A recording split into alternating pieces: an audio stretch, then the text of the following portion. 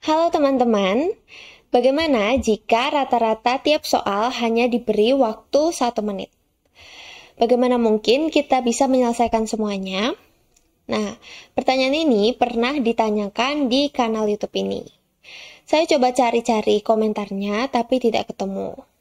Jadi bagi kalian yang memberi komentar seperti itu, bisa tulis di kolom komentar, saya yang komentar. Oke, ini adalah pertanyaan yang bagus sekali. Apa jawaban saya? Nah, memang benar, satu soal rata-rata memang hanya diberi waktu 1 menit. Sedangkan soal-soal tertentu memang sulit banget. Perlu dicoba dan bisa memakan waktu 5 hingga 7 menit. Nah, kalau begitu bagaimana strateginya? Jadi kita lewati saja soal yang rumit. Kerjakan soal yang paling gampang dulu dan cepat diselesaikan. Ada beberapa soal pilihan ganda yang bisa kita kerjakan itu kurang dari 30 detik. Bahkan bisa diselesaikan hanya 10 detik. Jadi daripada menghabis-habiskan waktu berhenti di soal yang sulit, lebih baik menyelesaikan semua soal mudah dulu. Mengapa demikian? Karena di menit-menit awal, biasanya itu kita demam panggung. Cukup panik dan kaget. Kok sepertinya semua soal sulit ya? Tapi nggak apa-apa, kita langsung lanjut saja, kita lewati sampai ketemu soal yang paling mudah. Nah, setelah selesai semua soal yang mudah itu, kita beranjak ke soal yang kita kuasai tapi perlu waktu sedikit lebih lama. Selama kita memilih-milih soal yang tadi itu, kita baca sekilas. Setelah kita mengerjakan beberapa soal yang mudah, dan demam panggung kita sudah mulai hilang, di situ biasanya muncul inspirasi atau pencerahan. Ternyata soal yang sekilas kita lihat di awal tadi kelihatannya rumit, ternyata tidak sulit-sulit amat. Begitu seterusnya sampai kita benar-benar mentok dan tidak bisa lagi menyelesaikan sisa soal yang ada. Tidak apa-apa, tidak perlu terlalu takut. Soal seleksi itu memang dibuat sangat sulit. Tujuannya supaya panitia itu menyeleksinya bisa lebih mudah. Bayangkan saja jika misalnya ada 100 orang yang mendapat nilainya itu di atas 90. Sedangkan kuotanya hanya untuk 60 orang. Hasil seleksi itu akan cenderung bias karena perbedaan yang sangat tipis. Tetapi jika hanya ada 1 orang yang mendapatkan nilai 70 sebagai nilai tertinggi, selanjutnya di bawahnya sebaran rata-ratanya ada di nilai 40, maka panitia seleksi akan mudah menentukan siapa yang lolos. Nah, itu adalah tips dari saya. Bagaimana strategi mengerjakan ujian? Mungkin kalian juga punya strategi lain, boleh dong dibagikan dengan cara ditulis di kolom komentar. Saya ingin mendengarkannya juga. Oke, sekarang mari kita praktekkan pada ketiga soal statistik ini.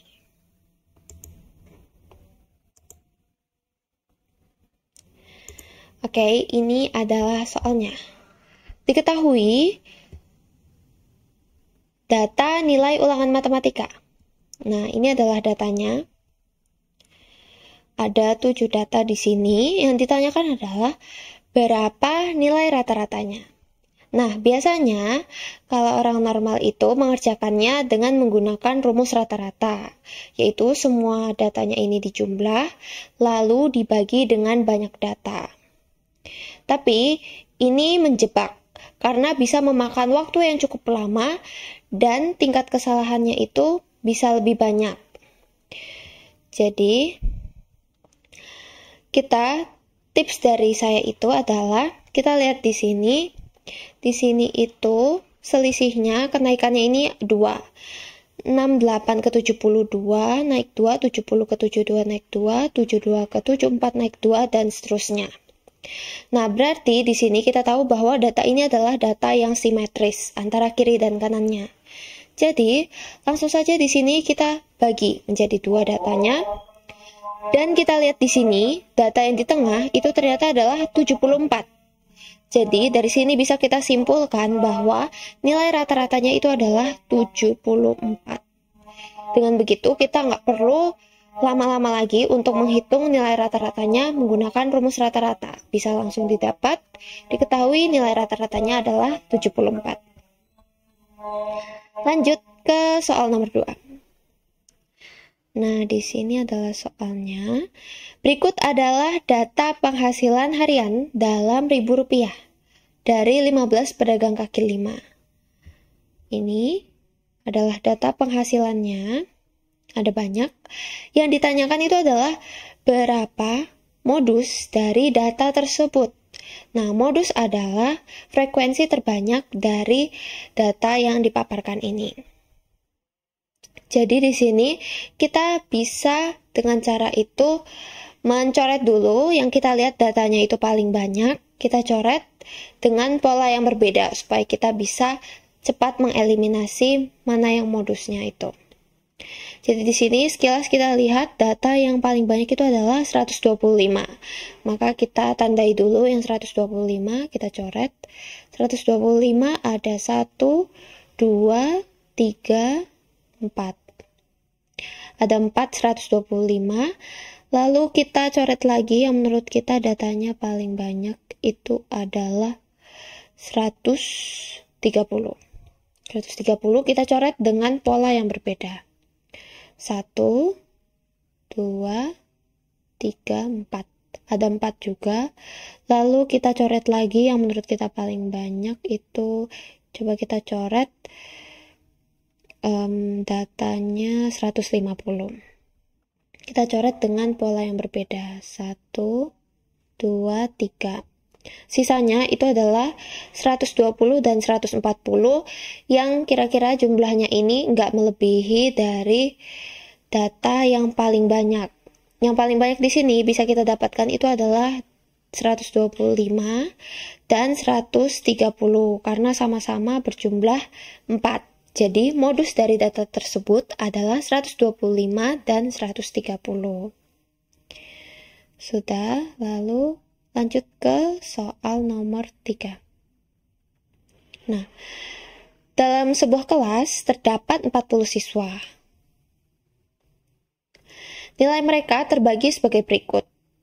10 orang itu mendapat nilai A, lalu 15 orang itu mendapat nilai B, 10 orang mendapat nilai C, dan 5 orang mendapat nilai D. Jika satu siswa diambil secara acak, berapa peluang mendapatkan nilai A atau D? Nah, jadi yang ditanyakan di sini adalah nilai A atau D. Jadi langsung saja kita lihat yang diketahui di soal itu, kita lingkari nilai A dan D-nya.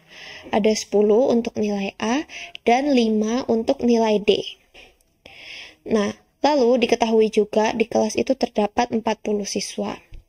Jadi di sini untuk mencari berapa peluangnya itu, kita tinggal tambahkan nilai A dan D-nya. Jadi 10 ditambah 5 dibagi dengan jumlah keseluruhan siswanya yang sudah diketahui di soal itu 40. Jadi dibagi 40 sama dengan 15 dibagi 40.